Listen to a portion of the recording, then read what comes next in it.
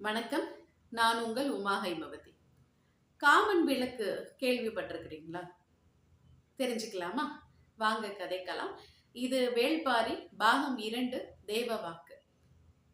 எழுத்தாளர் சு. வெங்கடேசன் அவர்களுக்கு குதிரைகள் மேல என்ன ஒரு காதலோ தெரியல. மூக்கை விடைத்தபடி பாய்ந்து கொண்டிருந்தன குதிரைகள்னு முதல் பாகத்தை எப்படி தொடங்கினாரோ, அதே போல இளமருதன் குதிரையில் ஏறி பறக்க தயாராக இருந்தான் அப்படின்னு 2வது பாகமும் குதிரைகளை வைத்து தொடங்கப்படுது. யார் இந்த இளமருதன்? வெங்கல் நாடு குலசேகர பாண்டியனுடைய ஆளுகைக்கு கீழ் இருந்த சிற்றரசுகளில் ஒன்றுதான் இந்த வெங்கல் நாடு. மயூர் கிழார் இந்த வெங்கல் நாட்டை ஆட்சி செய்துட்டு இருந்த சிறுகுடி மன்னன். மயூர் கிழாருடைய மகன் தான் இளமருதன். இந்த மயூர் கிழார் வந்துட்டு குலசேகர பாண்டியனுக்கு பல போர்களில் பலவிதமான வீரங்களை காண்பித்து பல போர் வெற்றிகளை ஈட்டி தந்ததுல மிக முக்கியமானவர் மயூர் கிழார். அதனால பாண்டிய மன்னனுக்கு அவருடைய மனதுல இந்த மயூர் கிழாருக்கும் ஒரு தனித்த இடம் எப்போதுமே உண்டு. குலசேகர பாண்டியனுடைய மகன் இளவரசன் போதிய விற்பனுக்கு திருமணம் நடக்க இருக்குது. இந்த திருமணம் 4 நிகழ்வுகளா 2 மாதங்களா நடக்க இருக்கிற ஒரு மிகப்பெரிய மணவிழா. இந்த 4 நிகழ்வுகள்ல கடைசியா நடக்க இருக்கிற திருமாலை சூடும் நிகழ்வுக்கு தான் சிற்றரசர்களுக்கு அழைப்பு விடுக்கப்பட்டது. ஆனா குலசேகர பாண்டியனுடைய மனதுக்கு மிகவும் நெருக்கமான ஒரு 8 சிற்றரசர்களுக்கு மட்டும் 4 நிகழ்வுகளும் கலந்துக்கிறதுக்கான அழைப்பு வந்தது. அதுல அந்த 8 பேர்ல மிக முக்கியமானவர் தான் மயூர் கிழார். இப்போ மயூர் கிழாருக்கு ஒரு ஒரு எப்பவுமே நம்ம 8 பேர்ல ஒருத்தரா தான் இருக்குமா, நமக்கு தனித்த இடம் எதுவும் இல்லையா அப்படின்ற ஒரு எண்ணம் எப்பவுமே உண்டு. தான் தனித்த இடத்தை பெறணும் அப்படின்ற ஆர்வமும் எப்பவும் உண்டு. அப்ப இந்த திருமண விழாவை அதற்காக பயன்படுத்திக்கலாம். இந்த திருமண விழால நாம யாராலையும் கொடுக்க முடியாத ஒரு அதிசயமான பரிசு பொருளை கொடுத்து பாண்டிய மன்னனுடைய மனதுல இடம் பிடிக்கணும் அப்படின்னு மயூர் கிழார் நினைக்கிறாரு. என்ன பரிசு கொடுக்கலாம் அப்படின்னு கலந்தாலோசிக்கிற போது பொற்கொள்ளர்கள்லாம் காராளி அப்படின்னு ஒரு இளைஞன், இந்த பொற்கொள்ளரோட அவையில இருந்த அந்த இளைஞன் நம்ம காமன் விளக்கு செய்து கொடுக்கலாம் அப்படின்ற யோசனையை சொல்றான்.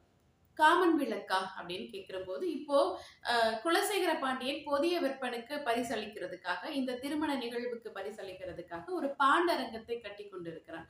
அது போதிய விற்பனுடைய அந்தரங்க இடமாக இருக்க போகுது. ஆக அந்த பாண்டரங்கத்துல வைக்கிறதுக்கு ஒரு காமன் விளக்கு செய்து கொடுக்கலாம் அப்படின்ற யோசனைய காராளி சொல்றான். அவங்க இந்த வெங்கல் நாட்டு பொற்கொள்ளர்கள் நாகர் விளக்கு செய்யறது வழக்கம். 2 நாகங்கள் பின்னி கொண்டு மேல் எழுற போது அதனுடைய தலையில இருக்க சின்ன குழியில விளக்கு வச்சு விளக்கு ஏத்துறது வழக்கம். நாகங்கள் பின்னி கொள்வது காமத்தினுடைய அடையாளம் தானே.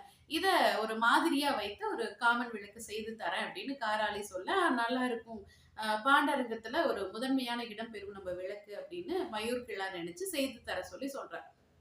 இப்போ இந்த இளைஞன் காமன் விளக்க செய்து முடிச்சுட்டாச்சு. இத போய் பார்த்த மயூர் கிழாருக்கு அப்படி ஒரு திருப்தி வரல. அவரு ரொம்ப அதிகமா எதிர்பார்த்திருந்தாரு. ஆனா எப்படி இருந்தது இந்த காமன் விளக்குனா, ஒரு பெண் அதிகமான காதல் ததும்பும் கண்களோட நிக்கிறா. அந்த பெண்ணுடைய வலது கை உயர்த்தி பிடித்திருக்கிறா. அவளுடைய வலது உள்ளங்கையில உயர்த்தி பிடித்த வலது உள்ளங்கையில ஒரு அகல் விளக்கு வைக்கப்பட்டிருக்கு. தன்னுடைய இடது கையில ஒரு மலர் பூவை பிடித்த போல அதை மார்போட அணைத்து பிடித்தவாறு நின்றுட்டு இருக்கிறா.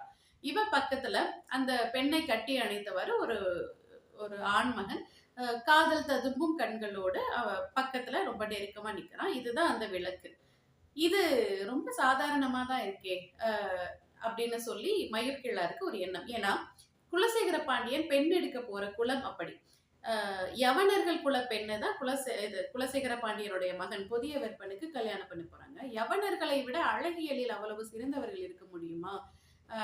நாம எப்படி அவங்களோட அழகியலுக்கு மேட்ச் பண்றது அப்படின்னு மயூர் கிழாருக்கு எண்ணம். ஏன்னா யவனர்களுடைய பாவை விளக்குகள் அரண்மனையோட எல்லா பகுதிகளையும் இருந்ததை மயூர் கிழார் பார்த்திருக்கிறாரு. அந்த பாவை விளக்குகளே அவ்வளவு அழகா இருக்கும். அதோட நம்மளுடைய காமன் விளக்கு போட்டி போட முடியுமா அப்படின்றது மயூர் கிழாரோட எண்ணம். அப்படி இவர் யோசிச்சதை அப்படியே இந்த காராளி கிட்டையும் சொல்றாரு. அப்ப காராளி சொல்றான், இந்த விளக்க பாக்குறதுல இல்ல அழகு, நீங்க அந்த விளக்கை ஏற்றுங்க, அதோடைய சுடர் எரியும் போதுதான் இதோடைய அழகு தெரியும் அப்படின்னு காராளி சொல்ல அந்த விளக்கு ஏற்றப்படுது. இப்போ அந்த விளக்கின் அந்த ஒளி நிழல் படுதுல்ல, நிழல் தரையில படும்போது காராளி அந்த நிழலை பாருங்க அப்படின்னு சொல்ல, இப்போ இந்த ஆணும் பெண்ணும் ஒருவரை ஒருவர் தழுவி கிடந்தது போல அந்த நிழல் வந்து தெரிய ஆரம்பிக்குது. இதை பார்த்தவங்களுக்கு மெய்மறந்து போய் நிக்கிறாங்க அந்த அவையில இருந்த அத்தனை பேரும். இப்பதான் மயூர் கிழாருக்கு ஒரு திருப்தி. இது ரொம்ப சரியாக இருக்கும். புதிய விற்பனுக்கு பரிசாக கொடுக்கறதுக்கு இதுதான் ரொம்ப சரி அப்படின்னு முடிவு பண்ணிடுறாரு. இப்போ ஒரு ஓலை வருது குலசேகர பாண்டியன் கிட்ட இருந்து. என்னன்னா, மண்ணீட்டாளர்கள், சுதை வேலை செய்யற மண்ணீட்டாளர்கள் எங்களுக்கு வேணும். ஏன்னா பாண்டரங்கத்துடைய வேலைகள் இன்னும் முடிந்த பாடு இல்ல. இதை சீக்கிரம் முடிக்கணும். அதனால மண்ணீட்டாளர்களை கொடுத்து உதவும்படி ஒரு ஓலை வருது. இந்த கட்டட வேலை செய்பவர்களை நிறைய வேலையாட்களை குலசேகர பாண்டியனுடைய அவைக்கு கொடுத்து அனுப்பினது வெங்கல் நாடு தான். இந்த கட்டட வேலை செய்வதில் வெங்கல் நாடு மிகவும் சிறப்பு வாய்ந்தது. ஆக குலசேகர பாண்டியன் என்ன நினைக்கிறாரு, இளமருதன் தன்னுடைய மகன் இளமருதனை ஒரு 50 மண்ணீட்டாளர்களோட சேர்த்து முன்னாடியே அமைச்சிடலாம், மணவிழாவுக்கு முன்னாடியே. ஏன்னா இன்னும் மணவிழாவுக்கு நாட்கள் இருக்கு, கிளம்புறதுக்கு நேரமும் இருக்கு. நாம தான் 8 பேர்ல ஒருத்தரா இருந்துட்டோம். நம்மளுடைய மகனாவது அரசருக்கு பக்கத்திலே இருக்கும்படி ஒரு பதவி வகிக்கணும் அப்படின்றது ஒரு தந்தையாக மகனுக்கு செய்ய வேண்டிய கடமையா அவர் நினைச்சாரு. சரி, இந்த வாய்ப்பை பயன்படுத்திக்கிட்டு மண்ணீட்டாளர்களோட சேர்த்து நம்மளுடைய மகன் இளமருதனையும் அனுப்பிச்சு வைக்கலாம் அப்படின்னு அவர் நினைக்கிறார். சரி அப்படின்னு சொல்லி இளமருதன் புறப்படும் நாளும் வந்தது. ஆனா நாம போகும்போது இந்த காமன் விளக்குடைய வேலைகள் இன்னும் முடிந்த பாடு இல்லை. அது அவர் போகும்போது தான் எடுத்துட்டு போகணும். அப்போ இளமருதன் எப்படி வெறுங்கையோடயா போறது அப்படின்னு அவருக்கு இன்னைக்கு இளமருதன் கிளம்ப போறதுன்னா முன்னாடி நாள்ல இருந்தே அவருக்கு பயங்கரமான ஒரு வருத்தம். இப்போ இன்றைக்கு காலை விடியலின் போது இளமருதன் கிளம்ப வேண்டிய நேரம் இருக்கு. இந்த நேரத்துல இந்த வேளாண்மை செய்ய போன ஒரு மனிதன், ஒரு முதுகிழவன், அவர் வந்து அதுக்கு முந்தின நாள் முழுவதும் மழை அடித்து பெய்திருக்குது. அதனால காட்டாற்றல வெள்ளம் போயிட்டு இருந்த அந்த நேரத்துல ஒரு மரம் அந்த வெள்ளத்துல ஒதுங்கி ஓரமா வந்து கிடந்திருக்கு. வேளாண்மை செய்ய போன அந்த முதுகிழவன் அந்த மரத்தை பார்த்துட்டு அது மேல 2 வித்தியாசமான உருவம் உள்ள விலங்குகள் உட்கார்ந்திருந்ததை பார்க்கிறாரு. முதல்ல அதை தொடர்றதுக்கு பயந்துருக்கிறாரு. இருந்தாலும் அந்த விலங்குகள் ரொம்ப பயந்து நடுங்கி குளிர்ல அந்த நீர்ல நனைந்ததுனால நடுங்கிக்கிட்டு இருந்ததை பார்த்துட்டு சரின்னு துணிஞ்சு போய் அந்த விலங்குகளை தூக்கிட்டு வந்து பார்த்தாதான் தெரியுது அது ரொம்ப வித்தியாசமான உருவம் கொண்ட ஒரு 2 விலங்குகளாக இருந்திருக்கு. சரி, இது என்னன்னு நமக்கு தெரியல, நம்ம எடுத்துட்டு போய் மயூர்கிழார்கிட்ட கொடுத்துடலாம் அப்படின்னு சொல்லி அரசவைக்கு போறாரு. போய் மயூர்கிழார் முன்னாடி, அரசே இது நான் விவசாயம் பண்ண போகும்போது பார்த்தேன், ஆற்றுல கரை ஒதுங்கி கிடந்தது. இது என்னன்னு எனக்கு புரியல. இது உங்களுக்காக எடுத்துட்டு வந்தேன் அப்படின்னு கொடுக்குறபோது அது பார்க்கறதுக்கு கொஞ்சம் அருவருப்பு ஊட்டத்தக்கதாக இருந்தது. இருந்தாலும் அதை காட்டும் போது யாருக்கும் அது என்னன்னு பிடிபடல. இப்ப அந்த அரசவையில மயூர்கிழாரை பார்க்கறதுக்காக பாணர்கள் கூட்டம் ஒண்ணு வந்திருந்தது. இந்த பாணர்கள் கூட்டத்துல இருந்த முது பாணன், மூத்த பாணன் வந்துட்டு இந்த விலங்குகளை பார்த்துட்டு, இது பரம்பு மலையை சேர்ந்த தெய்வ வாக்கு சொல்லும் விலங்குகளாயிற்றே அப்படின்னு அந்த மூத்த பாணன் சொல்றான். உடனே மயூர்கிழாருக்கு பயங்கரமான சந்தோஷம். இளமருதன் கிட்ட ஏதாவது ஒரு பரிசு பொருள் கொடுத்து அனுப்பணுமேன்னு யோசிச்சுட்டு இருந்த அவருக்கு சரியான நேரத்துல பரிசு பொருள் வந்து கிடைச்சிட்டதா ஒரு சந்தோஷம்.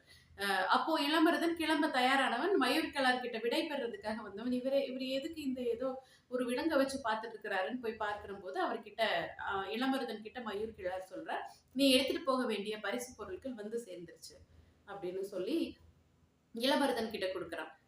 இந்த அருவருப்பு ஊட்டத்தக்க இந்த விலங்கா நான் எடுத்துட்டு போக வேண்டிய பரிசு பொருள், இதை போய் கொடுக்கறதா அப்படின்னு யோசிக்க மயூர்கிழார் சொல்றார், குலசேகர பாண்டியன் நிமித்தம் பார்க்கிறவன், அதிகமா நிமித்தம் பார்க்கிறவன். பாரியை வீழ்த்துறதுக்காக நேரம் பார்த்துக்கிட்டு இருக்கிற இந்த சமயத்துல பரம்பு நாட்டின் தெய்வ வாக்கு விலங்குகள் அவன்கிட்ட வந்து சேர்றத ரொம்ப நல்ல நிமித்தமா குலசேகர பாண்டியன் வந்து நினைப்பான். அதனால இதுதான் நம்ம கொடுக்கறதுல ரொம்ப நிறைவான பரிசு பொருளா இருக்க போகுது, இதை எடுத்துட்டு போ அப்படின்னு சொல்ல இளமருதனுக்கும் பயங்கரமான சந்தோஷம். ஆளாவில் ஏறி பறந்து கொண்டு இந்த தெய்வ வாக்கு விலங்குகள்ல ஒரு கூண்டுல அடைச்சிட்டு 50 மண்ணீட்டாளர்களையும் உடன் அழைச்சிட்டு கிளம்புறான் இளமருதன். இப்போ அந்த அவையில இருந்த பாணர்கள் எந்த பாடலும் பாடாமலே அவங்களுக்கு பயங்கரமான செல்வங்கள் கிடைத்தது மயூர்கிழாரிடமிருந்து. நீங்க பாடல் பாடி என்னை சந்தோஷப்படுத்துறதை விட இந்த செய்தி என்னை ரொம்ப சந்தோஷப்படுத்திருக்கு அப்படின்னு சொல்லி செல்வங்களை வாரி வாரி கொடுத்துருக்கிறோம். இப்போ அவ்வளவு செல்வங்களை எடுத்து வந்த போதும் இந்த பாணர்களுடைய முகத்துல பயங்கரமான சந்தோஷம் எதுவும் கிடையாது. ஏன்னா பரம்பு நாட்டுடைய மிகப்பெரிய செல்வமா கருதப்படுறது தான் இந்த தெய்வ வாக்கு விலங்கு. இது இவங்க கைக்கு வந்துருச்சே, இதுக்குரிய அர்த்தம் என்ன அப்படின்னு யோசிச்சுட்டே முதுபாணன் ஒரு இளைய பாணனை பார்த்து கேட்குறான். "இதுக்கு என்ன அர்த்தம்னு நீ நினைக்கிற?" அப்படின்னு கேட்க, "பாரியின் அழிவு தொடங்க போகுது அப்படின்னு நான் நினைக்கிறேன்" அப்படின்னு இளைய பாணன் சொல்றான். ஆனா இத கேட்டு எந்த பதிலும் சொல்லாமல் முதுபாணன் ரொம்ப அமைதியா போயிட்டு இருக்கும்போது, "நீங்க என்ன நினைக்கிறீங்க?" அப்படின்னு இளைய பாணன் கேட்க, இந்த தெய்வ வாக்கு விலங்குகள் பாரிக்கு என்ன வேணும்னு பார்த்து அந்த பழங்களை எடுத்து கொடுக்கறதுக்காக பரம்பில் உபயோகப்படுத்தப்பட்டுட்டு இருக்கு. இங்கேயும் பாரிக்கு என்ன வேணும்ன்றத தெரிஞ்சு அதை எடுத்து கொடுக்கறதுக்காக வந்திருக்குன்றது என்னுடைய எண்ணம் அப்படின்னு முதுபாணன் வந்து இளைய பாணன் கிட்ட சொல்றார். ஆனா என்னவோ இந்த மயூர்கிழார் கொடுத்த இந்த தெய்வ வாக்கு விலங்கு பரிசு யாருக்கோ முடிவாக இருக்க போகுது அப்படின்றது எல்லாருடைய மனசுக்கும் விளங்க ஆரம்பித்தது. இதோட பகுதி 1 நிறைவடைந்தது. அடுத்த பகுதிக்காக காத்திருங்கள். சப்ஸ்கிரைப் பண்ணாதவங்க பண்ணிக்கோங்க. ஸோ தட் உங்களுக்கு பதிவேற்றம் செய்த உடனே தகவல் கிடைக்கும். நன்றி.